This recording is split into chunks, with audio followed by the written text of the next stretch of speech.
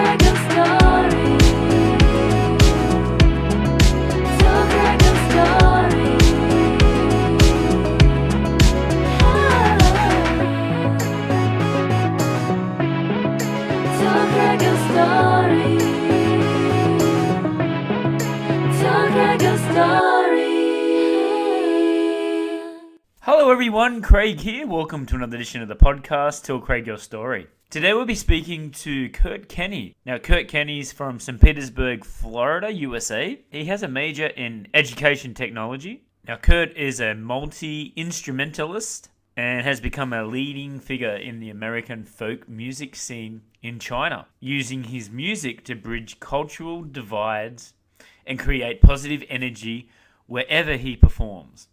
Now, Kurt's sound and repertoire is drawn from traditional North American folk songs, fiddle tunes. Now, Kurt has recorded and performed on fiddle, guitar, banjo. Now, Kurt has played in bands such as the Hutong Yellow Weasels, the Mountain High, China's first old-time square dance sitting band, China's Poet Rocket.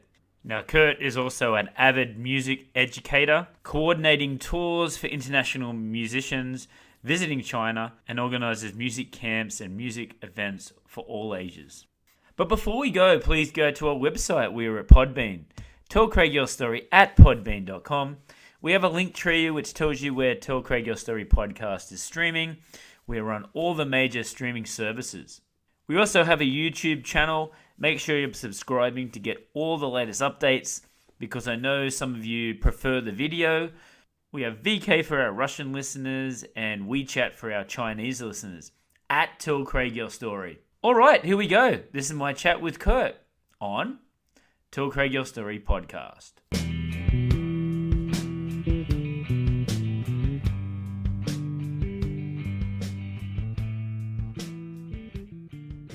Hi Kirk, how you doing this afternoon? Hey Craig, great to be here. And of all the bad circumstances, the broken foot is a little inconvenient, but I do appreciate your patience in coming all the way to my place, all the way to Pudong. Had a little accident there. You got one foot up on the table there. So I've got my foot raised. It's trying to keep the swelling down. So if I can walk on it a little bit on the heel now, but if I keep it below my heart too long, it starts to swell up like a balloon. So that's not great. So how has this affected your music performing and your teaching? It's affected everything. So mainly because my main day job right now is teaching at a primary school downtown. The broken foot means that I couldn't move. So that means I couldn't go upstairs. I couldn't stand. I couldn't even go anywhere. So the first 6 weeks I was basically just in bed, waiting. Wow. Waiting, trying to work on stuff at home, try to plan stuff for my sub, who was great. As far as music goes, actually, it was kind of good. I couldn't rehearse with my band, which sucked, but I could practice a ton. So, and were you writing your music as well? Writing stuff. Well, you'd be surprised what comes to your head when you're just day after day lying in bed with like a broken foot. So not much motivation. There's. Some weird idea will come in, and then you'll go 3 days with just staring at the wall. But most of the time I actually spent just practicing guitar. Actually, I think I got a lot better at guitar.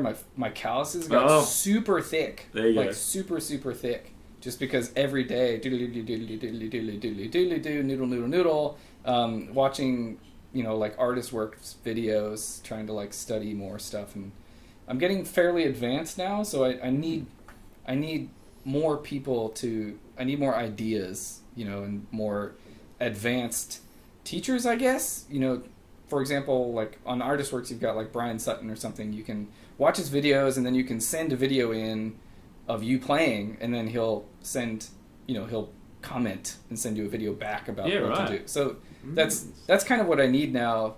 Yeah. And then I need to go woodshed. So it was really good for woodshedding, but it was not good for making money. Not good for that at all. It was good for spending money. Right.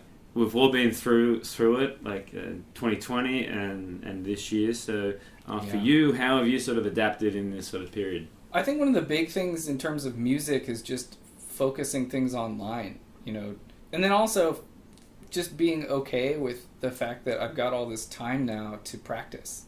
Just simplifying things.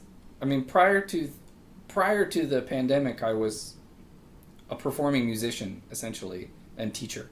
And then after the pandemic, I tried to keep going as long as I could, and then I just really needed money, and so I decided to get back into classroom teaching because, I love it, but I was trying to kind of avoid it for a long time because I felt like, I'm still fairly young, I should be using this time to really focus on music heavily, and then later I can ease up. But that time, what the pandemic showed me was that this is the time to ease up, actually. So I'm kind of getting back into education and then working those two facets of my identity, I guess, my projects together. So I've got education, music, and then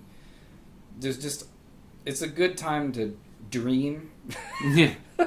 Dream about what you want to do, next. But like you said, it's a good way to reassess and sort of focus on some new goals on what you want to do, right? Yeah. And I think probably all of the musicians of the world got better during this period. Just because we were all forced to sort of sit around and practice and think harder. So, the music of the world is in a way better for, it could have been worse. It could have been the same. But I think the music is definitely better now for all the trouble it cost us. But I think at this point, I'm not that interested in performing. So I'm trying to find ways of collaborating with specific musicians and recording something, anything. I'm trying to find projects that bring groups of people together that I don't have to be involved in it specifically, but I could help organize it. Bringing bands together or students and musicians together, whatever. I'm really interested now in video. So I was interested in video before, but you couldn't, how do I say this? Video is hard. Yeah. Very hard. Podcasting is already like pretty logistically complex. Yes. You know, and time and resources are finite. So, but video just makes it like another complex layer to that whole thing. So I tried to kind of avoid it in some ways, acknowledging that eventually I would have to do it. So the last few years have been kind of just slowly sitting in my little hole, like in the dark, you know, with my little claws over my keyboard, like slowly learning how to edit and plan, especially like pre-planning for filming and stuff. I've got a friend who, his name is Rob. He runs Carrot Productions, and he's been basically like a mentor for just asking any questions. Right. I mean, I can ask him anything, and he'll almost right away come back at me like, yeah, here's what you should do, blah, blah, blah, blah, blah. He's really a really helpful resource and really good friend. And he really likes to help musicians, too. So that's been good. So video is the future. Video is the future. For you, anyway. For me. My master's is in EdTech, so video is something that is... It's an incredible tool for, you know, depending how you use it. So, you know, like a big part of EdTech is not just like, let's bring high-tech stuff into the classroom, woo! It's really about what do you actually need, and then what tools are available, and what can you try to, you know, use so that you're helping the need the most, you know. So taking that to music is also an interesting puzzle. And I noticed you did the Moreland Masters as well. Was that I did, yeah. Was that recent? Yeah. So that was another thing about the lockdowns, was it gave me a nice chunk of time to completely focus on a master's program. Right. I mean, we were teaching online, and in my case, I was pre-recording videos and then sending those in. So, like I said, you know, in my hole with like the claws, there was a lot of that. But at the same time, I was doing a lot of work for that program, and it was super interesting because you basically don't think about the kinds of skills that are needed in EdTech. Like, you just think of the tech, right? Right, yeah. But actually, for EdTech, a huge part of it is working with teachers and other educational professionals to, like, just ask to talk to them, building relationships with them, seeing what a school or, I mean, at any level, like, what does the teacher need in the classroom? What does the school need school-wide? What does a district need? You know, all these things. It's really interesting because you're asking questions to people, and then you get this information. You go out and then try to use that information to find more information. Yes. It's almost like, I mean, you're doing a lot of research. You're doing a lot of data collection, surveys, stuff like that. It's not what I expected at all, and I'm glad, because what I expected, I thought was just, like, how do you set up a Wi-Fi terminal for a school, which it kind of is like that too, but you know, the relationships part I think is super interesting. Yeah, right. All right, well, let's go back to where you come from originally. I do believe you come from Florida. Yes, originally from St Petersburg, Florida. St Petersburg, Florida, as we would say there. So tell me about growing up there, and were your mum and dad involved in the music entertainment industry? No. My mom worked for newspapers. She was a news librarian. Right. For a long time. And my dad had a business called Tampa International Forwarding. It was like basically a middleman company that helped private auto dealerships reserve spaces and handle all the paperwork for reserving containers on container ships for cars. So, like, someone from somewhere in the world comes here, they buy some cars at an auto auction, something like that, and then they need to get the cars back to their country. And so his job was to coordinate that between the different parties, and especially the shipping companies and the ports and stuff, and handle all the paperwork. Yeah, right. Which is a pretty niche job. Yeah. So where does this music fit into this for you? Like, when did you start learning how to play all these instruments that you play now? I mean, I can remember the first instruments I played, like, a recorder and saxophone and stuff. But I don't it was never like, I'm going to do music. Mm. It was never that. It was more like music is just one of the things I'm doing. When I was a really young kid, I hated practicing. Yeah, and right. the complete opposite. Now my favorite thing is to practice. Like, That's right. I would much prefer to just be in a little small dark room playing guitar or fiddle or woodshedding or something rather than being on stage. And I think stage has its uses, and especially for connecting and building relationships, but it's just not as personally fulfilling as watching yourself grow, and it's like, oh man, now I can do this. Right. So, and I definitely didn't feel that when I was a kid. Like when I was a kid, I just was like, oh, I don't want to do this, but I also didn't not want to do it. It was kind of a little weird balance there. But my parents were super supportive of it, but there was never this idea that like, oh, you can go be a musician, Right. Or like, oh, the music industry is actually vast and very complicated, and there are many jobs involved with music. You could be a entertainment lawyer. No one was ever Right. No one ever said that. Yeah. It was kind of understood that I would go and do like a real job. Mm. I appreciate them looking out for me. I don't blame them for it, and I certainly don't blame society, because I think that a lot of that comes from social misconceptions of what is involved with music. Basically, you think, oh, music. The job of music is being a dingy, poor rock musician who sleeps late. Yeah, that's right. Addicted to drugs. The whole cliche.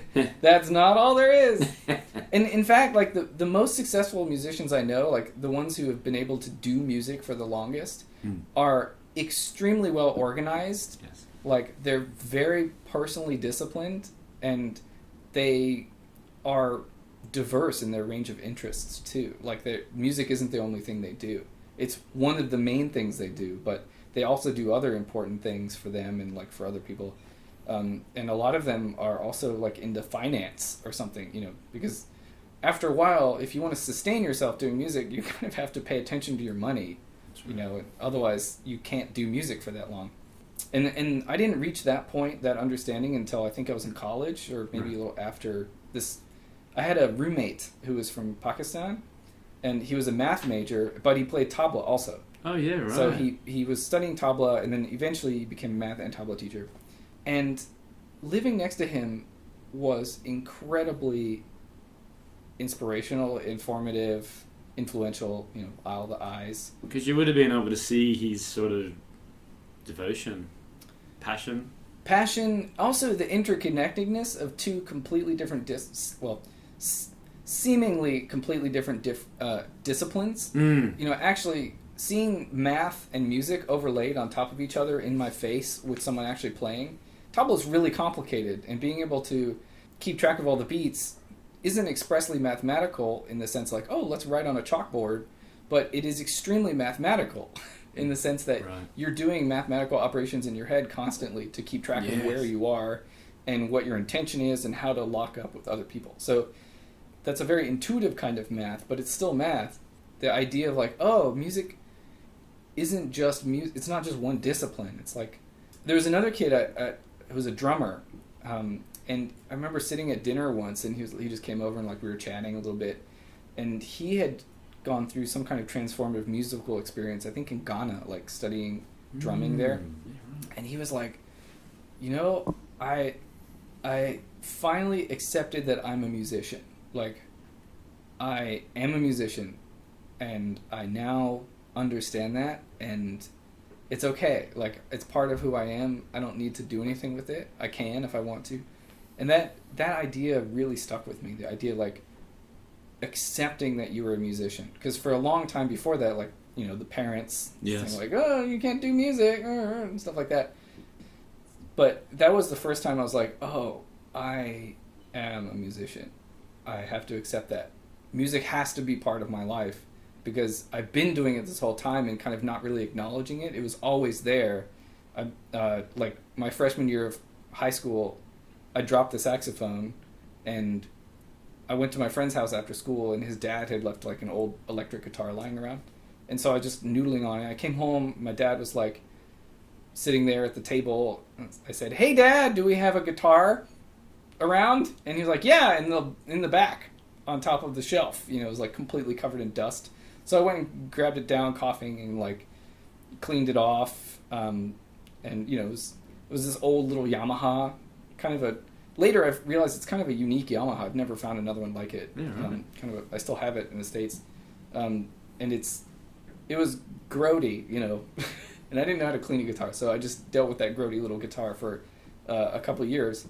But that was all I needed, and once I got to guitar, I just couldn't stop. Right. That was like, oh, this is my instrument. This is the thing that I need to do every day, at least for a little bit. And I basically, since then, I've played almost every single day for like hours, for years. That was 1999. Right. So basically, since then, I've just played a ton of guitar.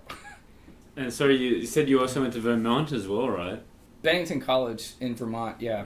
And it was full with musicians. And Bennington College was interesting because I was pretty sheltered and like not one of those kids who knows what they want to do or has any sense of goal setting, or like the idea of goal setting I didn't even learn until I was like in my 30s.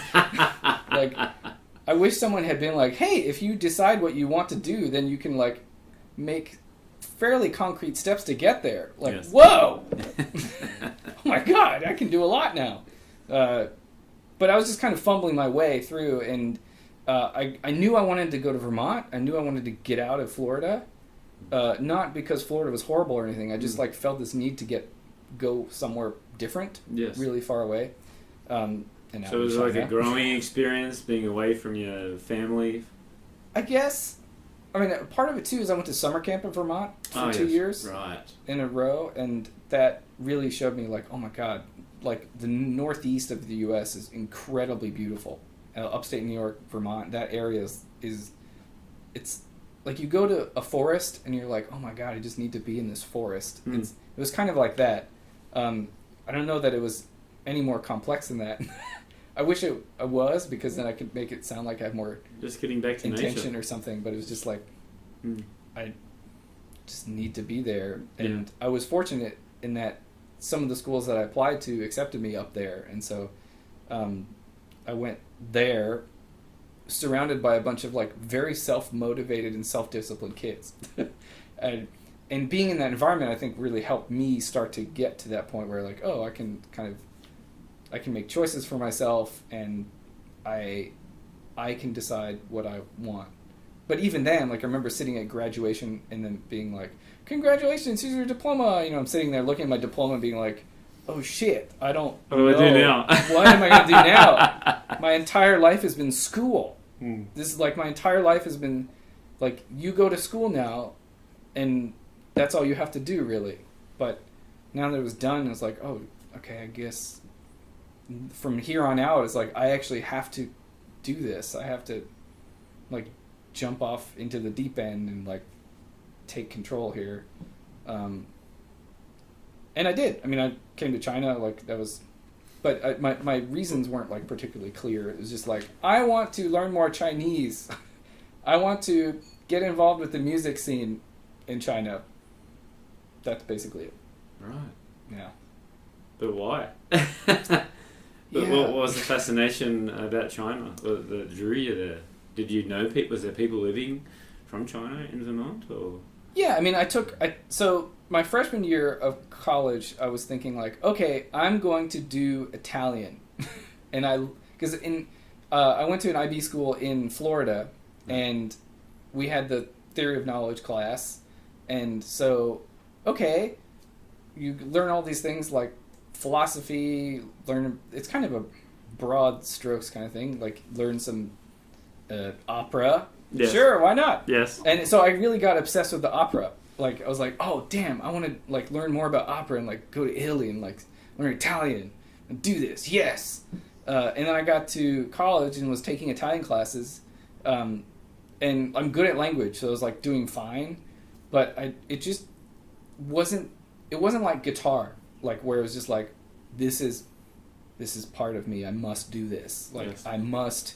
It's like this calling or something. It pulls you from your guts, and you're like, ugh, and you don't like. Even if you resist it, it's still gonna rip your guts out. Between the years of freshman and sophomore year, I went to a Chinese program at Middlebury, and I had decided to go to Italy. So I had like already gone through the process of transferring to a school in Italy.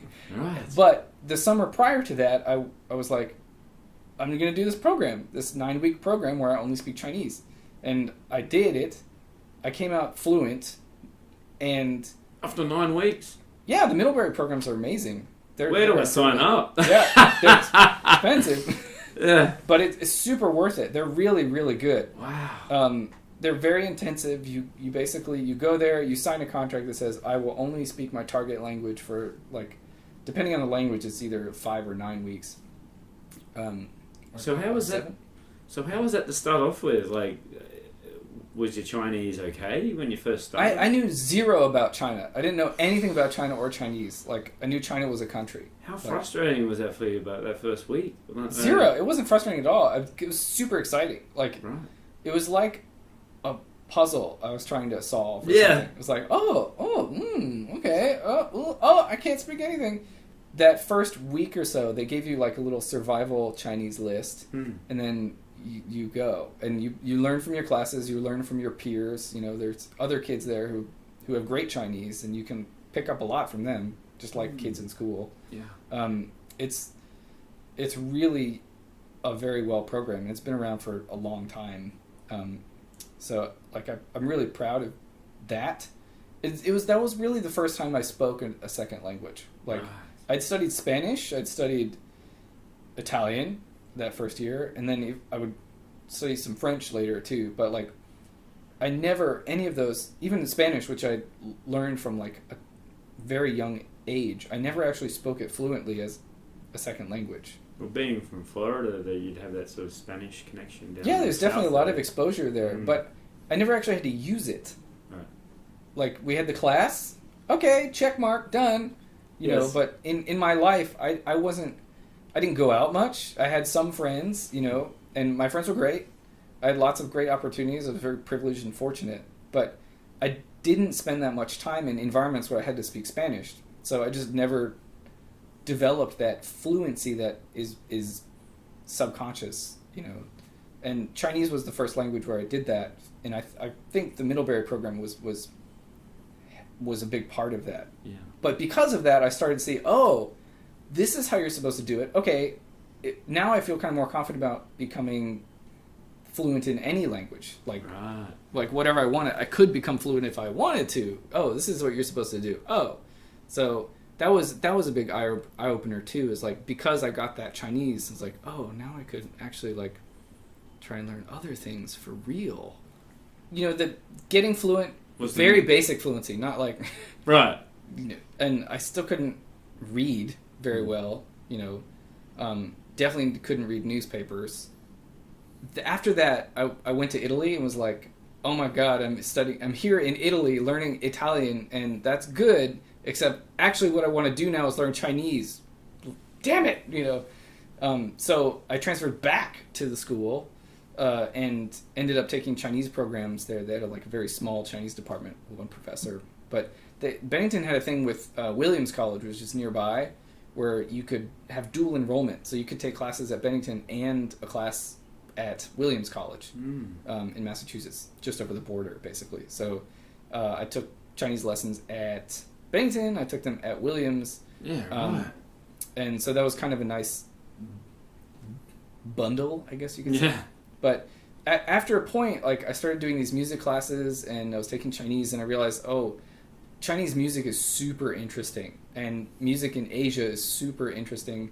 I was also taking like traditional North American music classes too, and so I was like, oh my god, this folk music stuff is awesome. Like, my dad had me listening to folk music and Motown, a lot of Motown when I was a kid, but he didn't really play.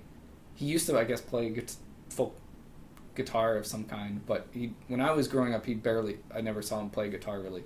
And my mom wasn't really a musician either, but she would also listen to every music, basically. Right.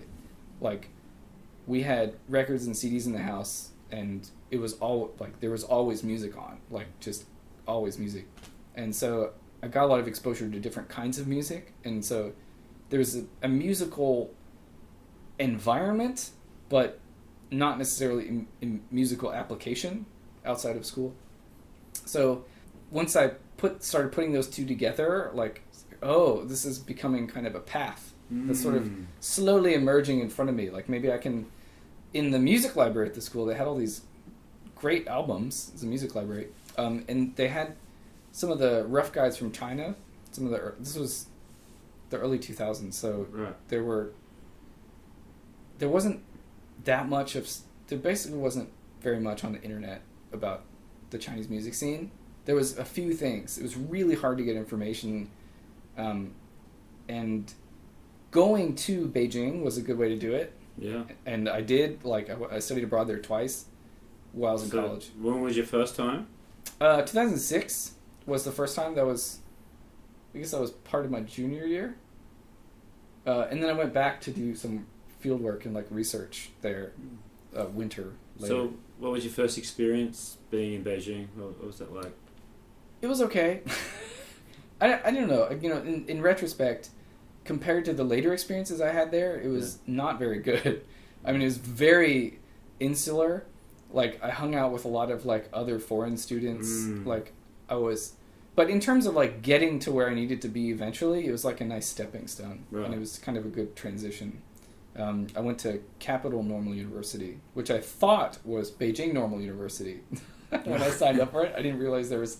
You know, at the time, I remember trying to apply to this stuff. I was basically just doing it myself and trying to figure out, like, how do I get over there? Like, so I did all the paperwork. I got over there, and then I realized, oh, okay, here I am. This is huge. Like, this is, like, really big. This is not at all what I expected from this place. And I knew almost right away that my Chinese was definitely going to get better. Like, just being like, oh, shit, okay, this was the right decision. I don't know what's going to happen, but I'm definitely horrified about how many people are around me right now. Yeah. You know, I spent the first week, I think someone helped me go to Wumei, you know, like the supermarket in Beijing. Oh, right. And I bought some toilet paper. I bought some kind of snacks or something so I wouldn't die. And then I basically just lived for the first week in my room and, like, didn't go out at all. Like, didn't have any friends yet. By the end of that semester, I felt very comfortable in Beijing, but I still hadn't actually really been in Beijing. I hadn't done anything in Beijing, really. I'd gone to a few places, but most of the time I was studying, I was in my room, I was just existing, which I think at that point was enough. But it was really later years, like after I came back here to do some research, and then came back to move here, which was 2 years later, basically, after graduating. That was when I was like, okay, now I'm actually doing things here. I'm actually engaging with Beijing, with people, with the country, you know, in a more practical way. So getting more connections in the music scene? Well, the music connections took a while. Right. I think just because it was just so obscure about how to find information about it, or like where to go. Like, the best place to get information for sure for me was like the Insider's Guide to Beijing. Like that thing was like my Bible. Oh man. And you know, there were expat magazines and stuff, but they would point you to a place and you're like, okay, well, there's a place, I can go there, but that doesn't mean I'm going to like what I see there. I'm going to like that experience, you know? So it took me a while to figure out which places were reliably good, for one, and then it took me a while to figure out which places had people that I could jive with, you know. And I think one of the most significant moments, you know, I lived really close to D22, which is like a rock punk club, basically, like an underground rock club. It was really close to Beida, basically. There's also there's a couple other places over there too, but D22 was really good. Like, everything there that played was really good. And being near that was really helpful. That kind of like gave me a lock on, like, okay, this is a direction. This is what I'm getting. I'm getting close to what I want. And I had found some CDs in my library at school. Basically, this guy had come to Beijing in the late 90s, and he'd recorded a bunch of the underground musicians there, like Hang on the Box, Wild Children, 野孩子. 野孩子 now are huge, but back then they were kind of like still kind of tiny. And they had opened a bar, but it had closed by the time I got there, called He, like River Bar. And a lot of the stuff I'd been slowly trying to find information about, because I'd heard these songs. I was like, oh my god, these are really good. Yeah. Like, especially the Wild Children songs. Like, the Wild Children made me want to come to Beijing. They made me want to come here. Wow. So it's like, oh my god, this song is really good. Probably the most important moment of all of that was like when I met Xiaohu from Ajinai. Now he's in Gaul. But right. he was one of the original. He was the original horsehead fiddle player for Hangai. Do you know that band? Hangai. It's like a Inner Mongolian folk rock.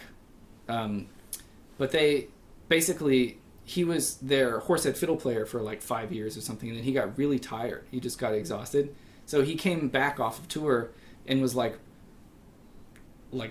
vegging out, like super tired. But he would go and jam at this place called Amalal, which is a little lounge, I guess. Yeah. 会所 kind of place.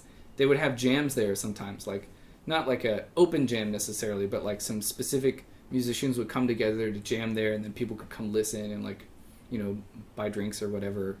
And we went to go see this jam with him, and during the break I went up to him and was like, can I ask you something? And he's like, sure. I wanted to know, like, where can I study horsehead fiddle? Like, where can I go? Who can I study with? I love this instrument. And he said, I can teach you. I was like, wow. What?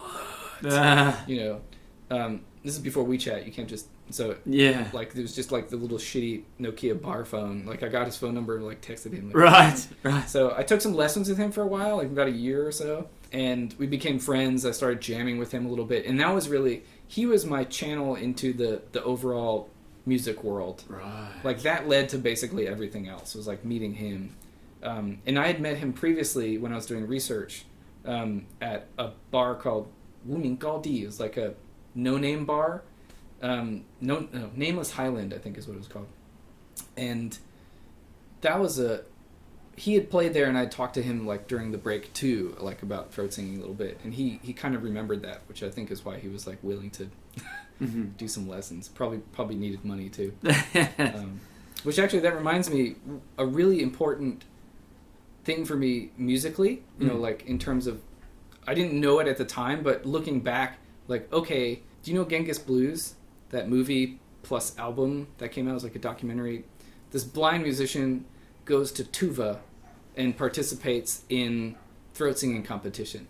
But the crazy thing is, he found out about it and taught himself how to do it basically by like listening to these like obscure tapes that he found of the Tuvan, a really important Tuvan band. I have it written down here for your 3 biggest influences on your music. Oh, okay. Well, this is definitely for sure one of them. And my friend Nathan, I like went to visit him in Minnesota, and we were just driving around a lake. He showed me around, and we were listening to this. He was like, "Man, listen to this."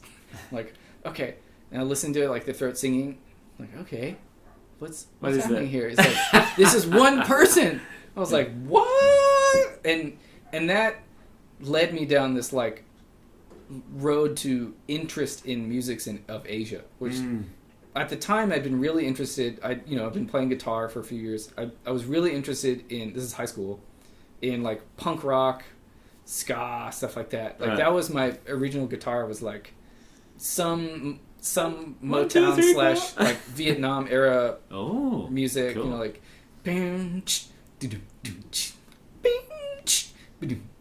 there's something that was like the first song I ever learned on guitar. Right. Me First and the Gimme Gimmes, like Sublime stuff. And then that was like, oh, how can I make my guitar sound like that? Like, how can I, instead of just playing like these chords, do like, maybe I could make my guitar sound like some of those Tuvan instruments. Oh my god. Like, and then that really started opening up to some different kinds of musical avenues, like, and trying to find music of the world as opposed to like these fairly narrow genres. That was really a big turning point I guess you could say. But is that popular? Does it actually ever happen in the US? Are there people doing that throat sort of... Throat singing is super popular. And at that point, I would say it was becoming super popular already. Like, right. I heard about it because... Nathan heard about it because it was becoming popular. And when I say popular, I don't mean like, oh, everybody in high school is doing it. Yeah. I mean like, I mean like... Starting to get a bit of a underground sort of... Yeah, like musicians were aware of it. Musicians were trying to mix it into their music. Like a lot of world music that sort of like mixed dance style stuff was using it. You like have the throat sing on and then like mixing those together. But there in Florida where I was, there was no one. Yeah. Yeah. That was so it was a little tricky finding stuff. But I, listening to some of that, I was able to try and teach myself how to do it. And like the Genghis blues, I think one of the biggest takeaways from that is like these different musics around the world, we can all learn to do them. It's not like one only if you're from there can you do it. You can teach yourself how to do it, and that's an incredible form of respect, right? Like I respect what you're doing, and if we get to work together, then we respect each other. So these days, basically, my whole musical life is generally under the umbrella of bringing people together. Like, bring people together. That way, through music, they can collaborate or learn from each other. They can learn... Basically, if you learn to listen to someone, it's really hard not to respect them. And I like the quote that it had on you. You're bringing music to bridge cultural differences and bringing it together. That's much better. That's a much better way to say it than what I just did. But, that's my written way. But tell us how you did that, like in China. Like I noticed that you've gone to different schools, and you're also bringing in like square dancing, which I thought was very interesting as well. So so tell us about that next step. Yeah. So once I got over here and was like doing stuff, I fell into the world of traditional American music. Like I came all the way to China and then got involved with traditional American music. Because once I was over here, I was like, oh, I really miss my parents, and I really miss, like, American folk music. What? My music. Yeah, I guess you could say it was mine. I just felt like I came out of it somehow, and I didn't realize it until I was over here. And, because it's people, right? Like, folk music folk music shows you the way things really are. Like pop music is like the way pop music is like what people want things to be like, or like how they imagine things are like, or like this sort of like interpreted way. But folk music is the way things basically usually are.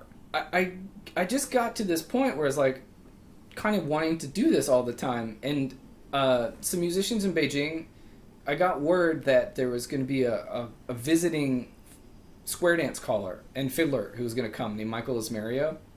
This was 2011. So he came to visit, and they needed someone.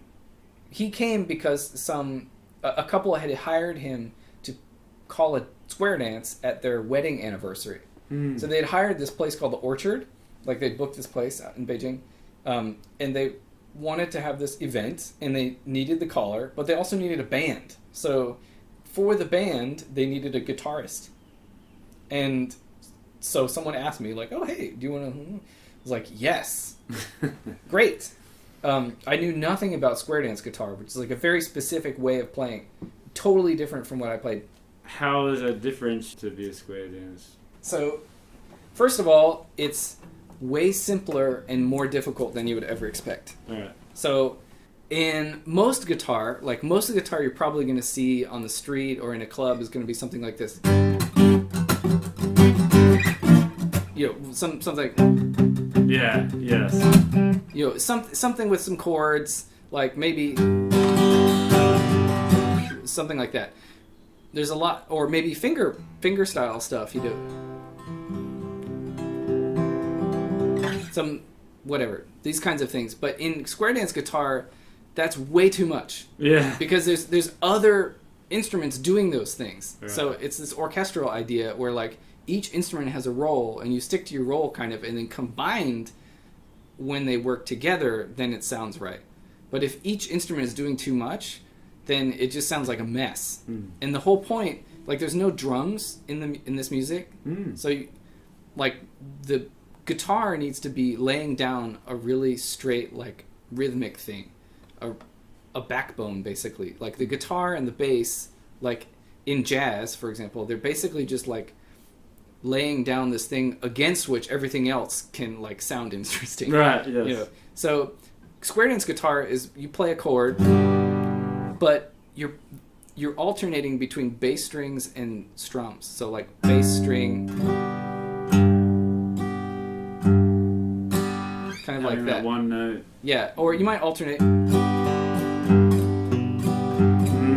You might do a little bass run, like, but you might do that quite a bit faster. So, like,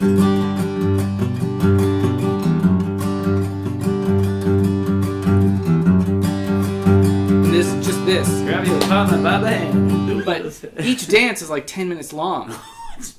And unlike other styles of guitar where you can, like, release and get that mute, I'm squeezing and letting go here. Squeeze, let go. Squeeze, let go. Yeah. So my callus is like, okay, not so bad.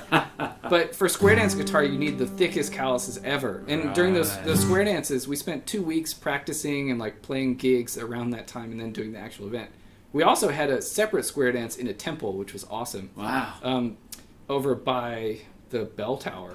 So my calluses were so worn that I actually, under one of them, I got a blister, like, underneath the callus that popped, and then the callus came off on the top, so I had, like, this crater in the tip of my finger. It was super weird and extremely painful. After a point, you have to be okay with the fact that you're not doing anything quote-unquote interesting. And so at first you're like, I want to add some stuff, and then the fiddler smacks you with the bow. It's like, just play chords, you know? Like, no. Yes. You're like, oh, dang, you're right. This is the right way. So it becomes this, like, very meditative thing, and you start to really appreciate how athletic music is. You know, like, music is a sport. Like, it is endurance. It's very tiny because you're using your hands. Yes. But you have to be you have to have things in control. You have to sit right if you want to be able to do it right. Like, you have to have your body in a pretty good place. That tabla player I mentioned, he had a great point about being healthy. Like, he would run. He was also a runner. And his point was, like, I need to take care of my body because my body is what does the music.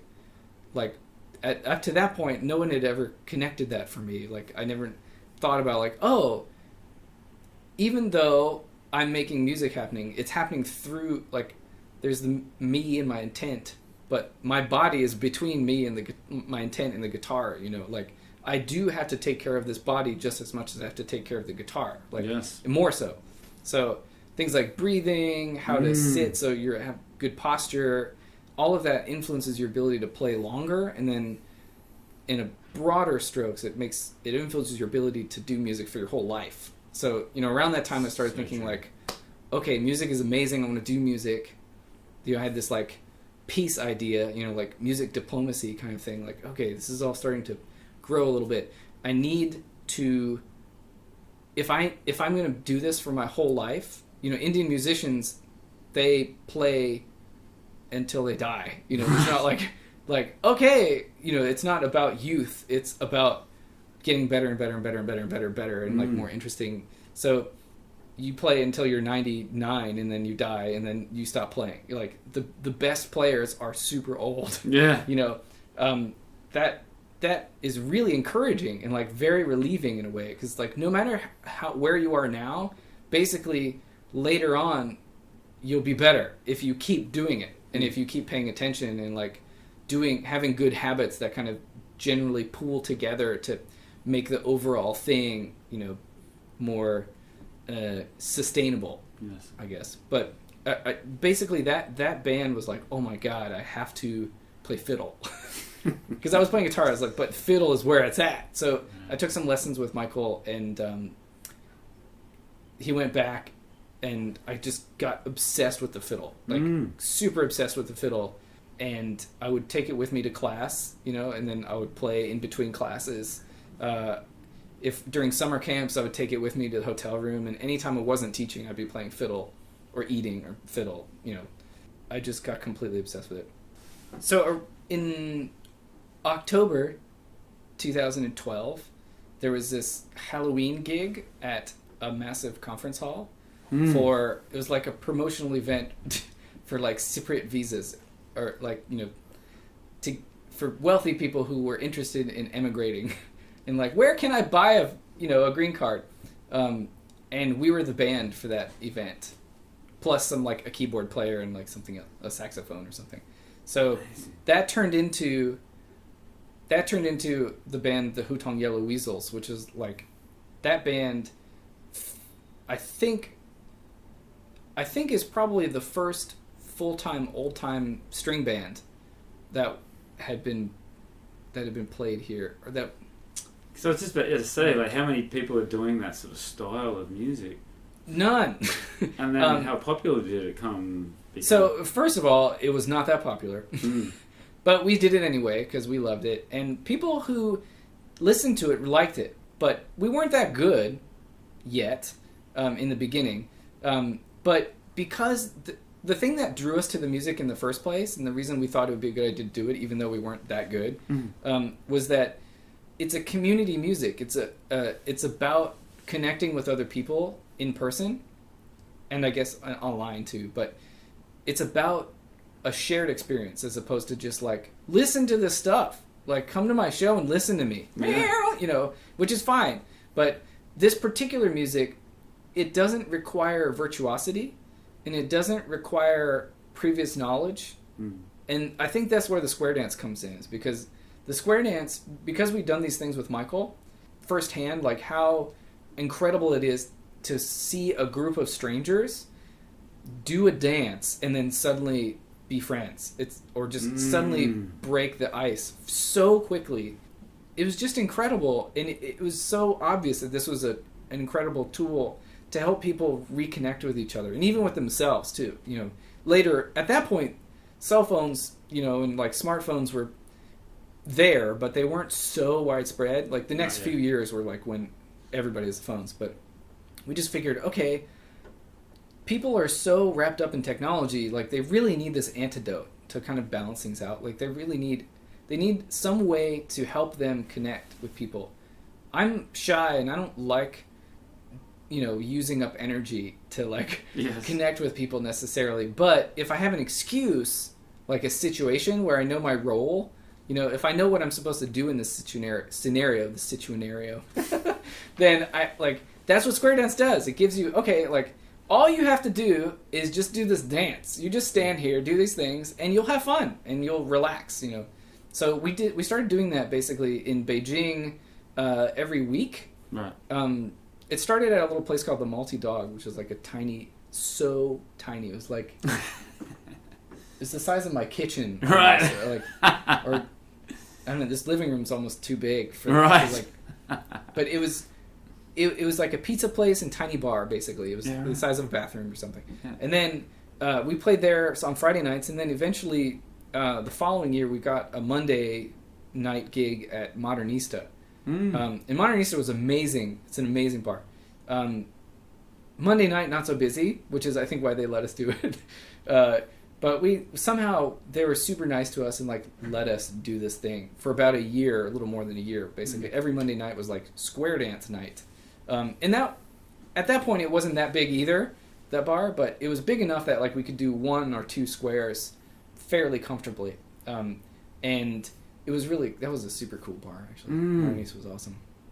But that regular gig, that every Monday night, was really good for, I guess you could say, a burgeoning musician, because it forces you to commit, it forces you to practice. Just that regularity, consistency is the foundation of professionalism, really. So, we didn't make that much money doing it. We tried, but...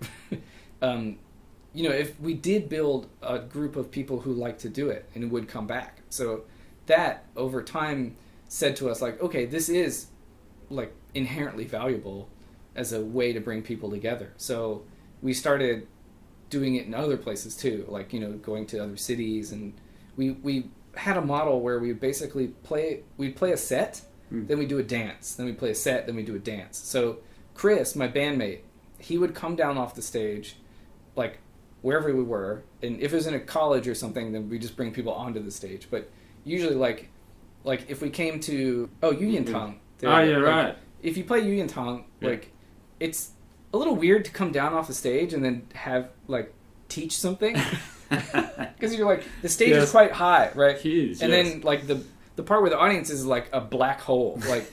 But we would stop playing. Like Chris would come down. We would wait while he taught the people in the audience how to dance the square dance, and then they would do it. They would practice one time. Then we'd play. We'd like on this. The band would play, and then he would call the dance while people were in that pit. Kind of like dancing. So and then they'd take a break. Like okay, now go get some beer or whatever. And then like they would come back. He'd come back on stage. We'd take a break, and then we'd go again. Like do the second half. So it actually as a show model was kind of cool. It was different for sure. But over time, we started going to more and more places like Yunnan, Dali, for example. And right. Like, yes, I've seen videos of you Yeah. in Dali a lot. Yeah. So a lot of that is through that band. There was that busy period there, like with the Hutong Yellow Weasels, which eventually changed its name to the Mountain High. So like some online, sometimes it says Hutong Yellow Weasels, sometimes it says Mountain High. Right. It's basically the same people. And that was really like a life-changing experience. That team basically that did that. Yes. I think I really will never forget that team and really appreciate that everyone was so willing to just keep going for so long. That's what you need. So you moved to Shanghai. I moved to Shanghai during that period. Right. But I was still like when I moved to Shanghai, I was still not in Shanghai most of the time. Right. Because I was like, Traveling traveling around all over the place.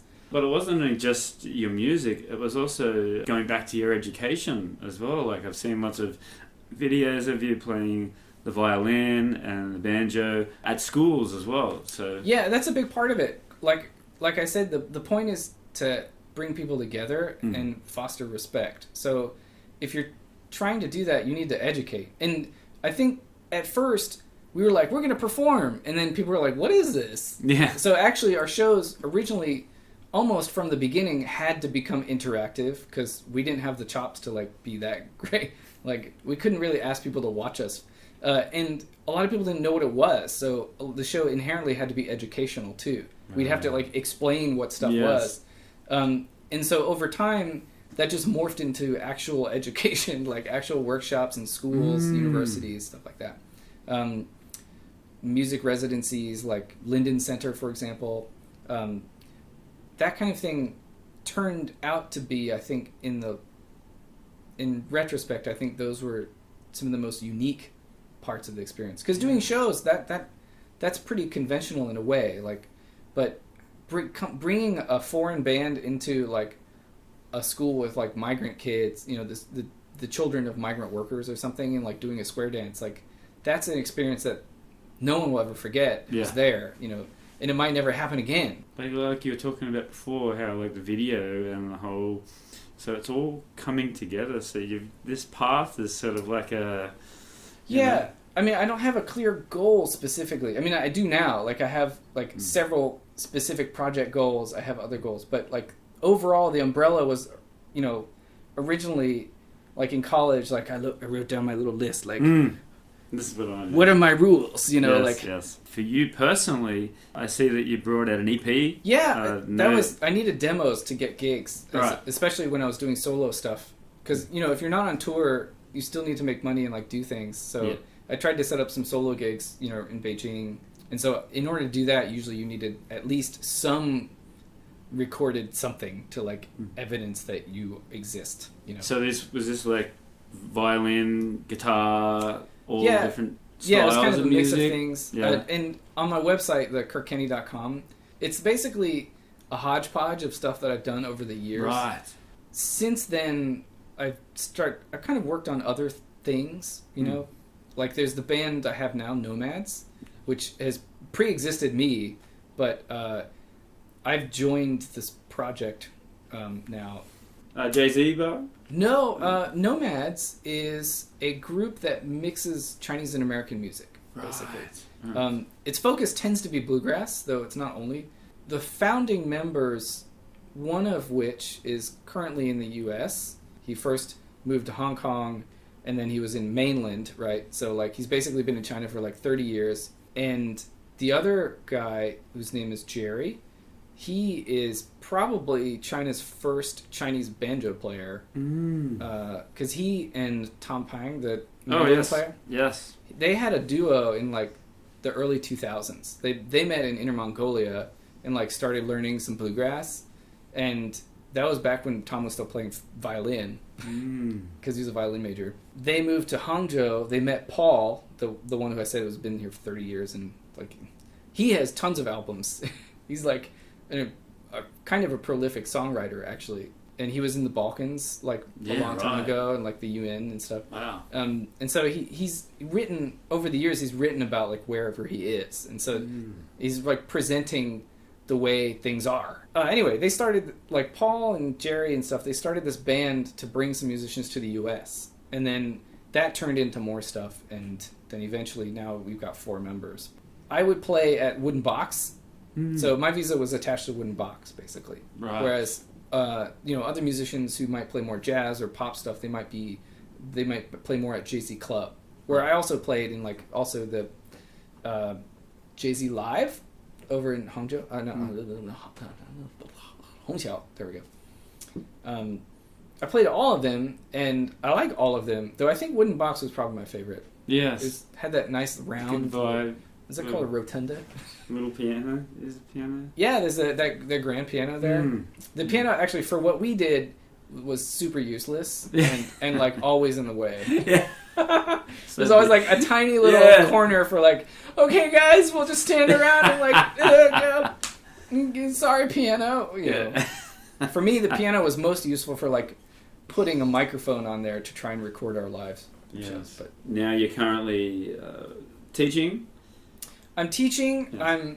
I am performing if there's a show. My most recent show was a wedding.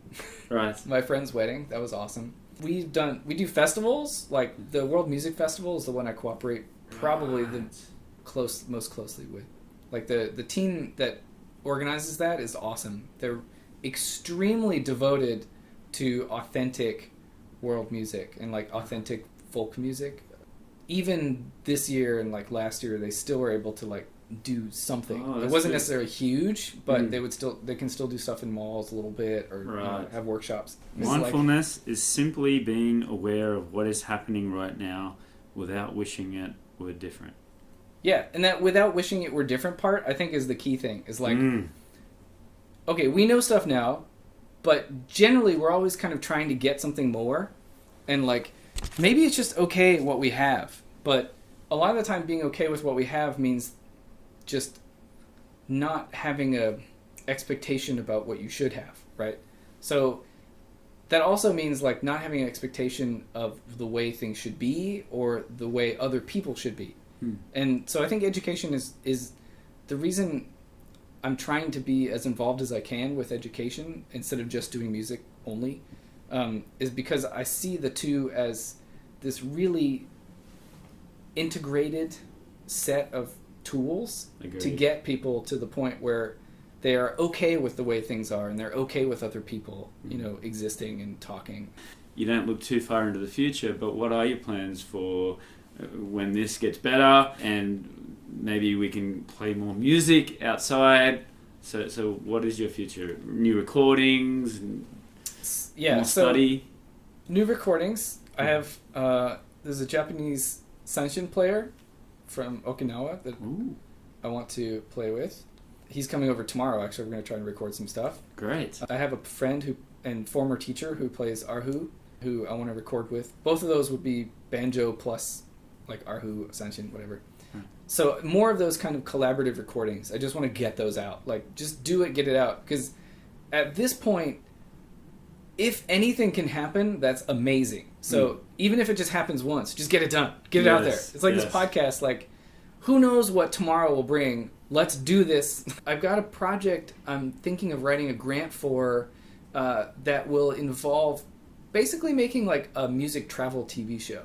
Yeah, right. So kind of like, I'm thinking like no reservations, but rather than just focusing on food and travel, it'd be like music exchange. Like, oh, like I'm a musician, let's travel around, like go meet these musicians, and then like of course you can talk about the touristy bits, you know, and the food and stuff, because that's inevitable. But in this case, I think it would be really fruitful to show a foreign person going around China and being really interested in local music because yes, absolutely a Chinese person could do it, and there are definitely way better Chinese musicians here than I will ever be. But why a foreign person? I think because a lot of people are sort of tuned into what foreigners think about China, and China has a wealth and diversity of incredible music that people just have no idea about. Yes. So I'm just basically thinking like, okay, how can I bring attention to all that music, that really rich history and culture that's just everywhere. It's everywhere. Like, and I think people just keep forgetting about it. Yeah. Basically. So those are like some of the big directions I'm heading into. And then personally, like I was saying, you know, taking online lessons with people, like it occurred to me like, oh, actually, you know what? You like Brittany Haas, who is an amazing fiddler. You like Brian Sutton, who is an amazing bluegrass guitarist. These people are actually pretty famous, but you can actually just like connect directly with them and study. Like you don't have to be a stranger, you know, you don't have to be a fan. You can connect directly with these famous people because they all teach. Yes. Like go study with them. They're happy to like take your money and teach you stuff. That's what they want more people to learn about it. The last thing I'll say is like along those lines, I'm trying to put together like a timeline of, I guess you could say, American folk music in China, or like a sort of like engagement between the two. You know, like the Country Roads story, for example, might be on that timeline. Like people hearing Country Roads for the first time, and like now every musician ever has to play it no matter what, you know.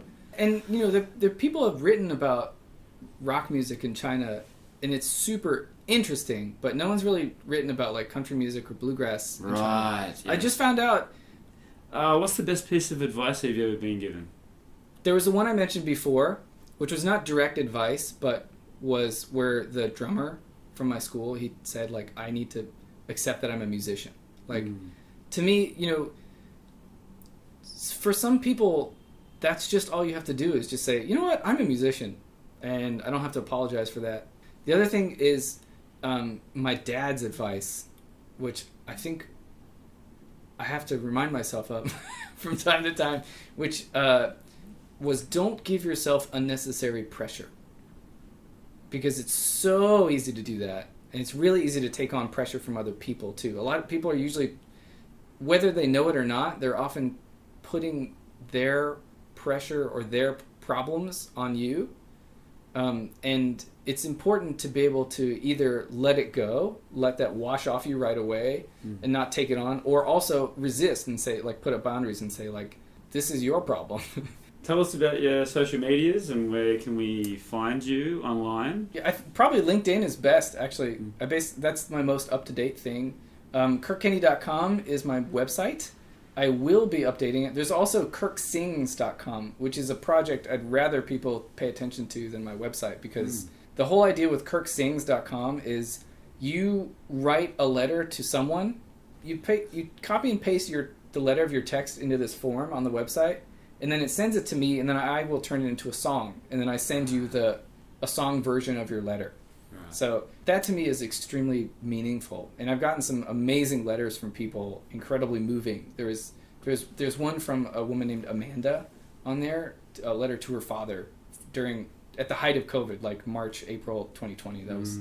That one was like, when I was recording it, singing, I was like I was crying, you know, like oh my god, I had to stop and like re-record, be like, okay, go. Yeah. That was, anyway, KirkSings.com, KirkKenney.com, LinkedIn, whatever / Kirk Kenney. Last question, who's your greatest inspiration / hero and why? Okay, a China related one. Brian and Jeannie Linden are both super inspiring to me. They have the Linden Center, and Brian actually just wrote a book, which is over there on my bookshelf. They just did a big write-up about those two people? I think recently I shared a post about his book, which had just come out. Yes! In fact, it's right there. You can reach Oh. it. It's like their commitment, he and his wife both, I've grouped them together as a unit. But they're highly functioning people, and they've been doing some incredible work for decades. That's the kind of thing I was saying, like. Is this Sindali? Or is this That's Shijo? The minority people? Well, those are I think those are Baizu. Like basically, their main place was in Xizhou, part of Dali, just north of the Gucheng, and they have a huge place there, which is actually now 3 compounds, and then they have a place in Shaxi, and they opened up a new place in Suzhou also, which almost exactly a year ago, we did a New Year's Eve event at their Suzhou place, which was super cool. That it's like basically they take huge unused historical buildings and then renovate them and then turn them into kind of like eco hotels / community event spaces. So they're kind of like, the point being to support that local community and keep because what was happening in Xizhou was people were leaving to get jobs in the city, and so you had this like kind of weird disparity going on with like you had like babies and old people, right? So it was kind of a way of keeping jobs in the area and also reminding people that their local traditions and culture are amazing, like that people want to know about those and that they're valuable. People will come and pay money to like learn about that or experience that. So that kind of gets back to what I was saying about that TV show idea about like a foreigner traveling around and like looking at stuff being like, whoa, it's just another reminder. It's not the only thing, but it's just another reminder that like, oh, you know what, actually my history and culture is amazing. Like, okay, I thought it was stupid because on TV there's a bunch of like pop songs and stuff, like singers like trying to compete with each other, and none of that has anything to do with my like traditional culture. But actually what I do and my history and stuff has value. That's basically what they did. It's amazing. It is amazing, and they've kept doing it for so long, which I think is the amazing part. Just that's tenacity. You know? That's, I think, one of the, if I could like sum up the whole China experience, is like, if you come to China and stay here, you will learn tenacity. Like, it doesn't matter who you are, what you do. Like, if you stick around here, like you'll become a more tenacious person. Yes, I totally agree. Yeah. Okay, I think that's a great way to finish it off. Yeah, man. Thank you very much for your time. Thank you, Craig. Great story, and you've got a very bright future ahead of you. Thank you. I like how you're very passionate and you're always wanting to, okay, I've learnt that, I want to go to this place now and learn all about this. So I really think that's very motivating and inspiring for young musicians as well. So all the best, heal up, and get out there and start playing again.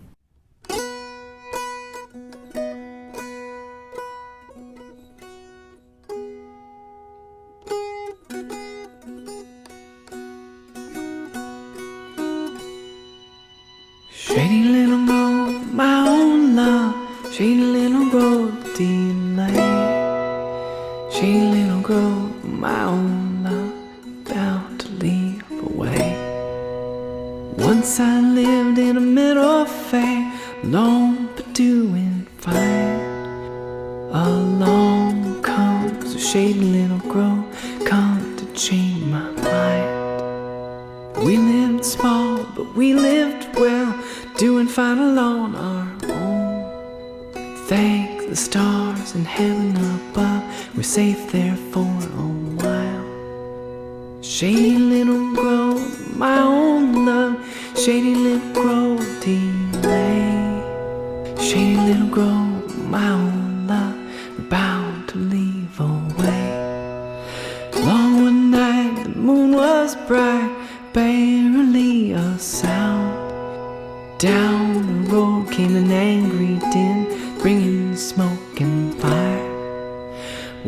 to the burst of a shotgun blast, window crashing in. No time at all to say farewell. Shady little grove I hid. Shady little grove, my own love. Shady little grove delay. Shady little grove, my own love. You're bound to leave away.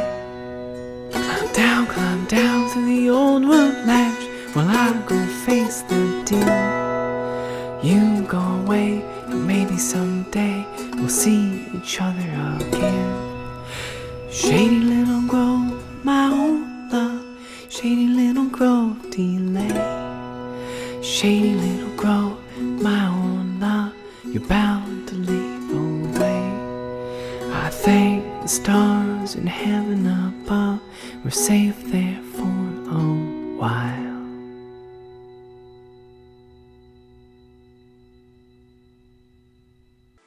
Hi, I'm Nigel the Shanghai Psychic. I can tune into your loved ones in the spirit world, but I can also tune into you, tell you about your path and the choices that you need to make.